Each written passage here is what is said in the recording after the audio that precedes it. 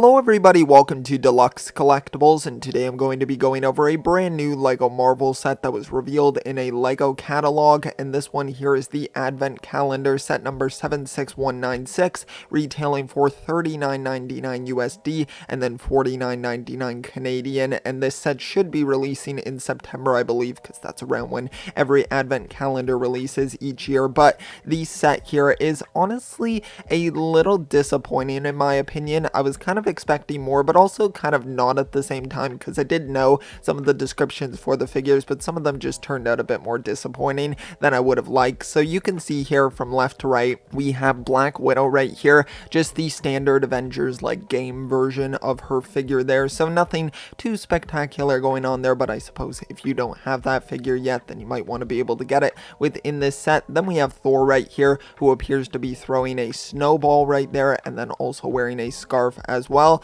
and it's just kind of his standard sort of look as well. He doesn't even have the new like longer hair that's included in the Infinity Saga sets. These are definitely more like comic and like the game version sort of like characters here within this. And then you can see right here we have a little snowman as well, which is a kind of cool build, I guess. I do like the look of it. It's like meant to be Iron Man, of course, here just as a snowman, and it's cool, but it's nothing too spectacular. Then we have Thanos here, and I was really hoping it was going to be the Infinity Saga version, like not the big figure, of course, but the smaller minifigure from the Sanctuary 2 set. But of course, with this being more comic and game based, it is not. It is actually like the worst version of him, because he doesn't have the helmet, he doesn't have the dual molded legs, so there's really not too much going on here, or the printed legs, whatever you would like to call it. But yeah, he doesn't really have any of the great details here, so that's a bit unfortunate. I do like the dummy build right here though. I think that's kind of cool, so I do like that.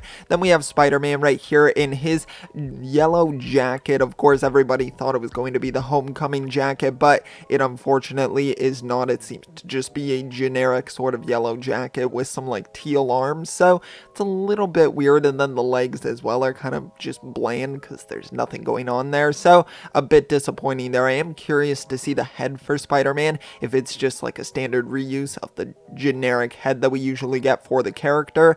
Then we have a Christmas tree as well, but of course with all of the Infinity Gems on it, I really hope we get an Infinity Gauntlet within this Advent Calendar, because then you'll be able to put the gems in it, and there are a ton of gems on this actual tree here, so that is super cool. So I do like that detail there, that there's quite a bit going on there. Of course, we have like what might be a mini Quinjet. I think that might be what it's meant to be, but that's kind of everything for the builds. But then we can go up here and see, of course, the main sort of attraction figure-wise, or at least what I would argue is, and that's Iron Man in his Christmas sweater here, of course, with the arc reactor kind of looking like a star there. So a pretty cool one there, of course, going with that sort of Christmas sweater theme that the Star Wars Advent Calendar did last year. So kind of cool there. I would have liked to have maybe seen that for Spider-Man over this just generic looking yellow jacket there, but of course I want to wait for like full judgment on this until we get like full like HD pictures of this with everything included in it, because of course we can't see all the gifts in here, so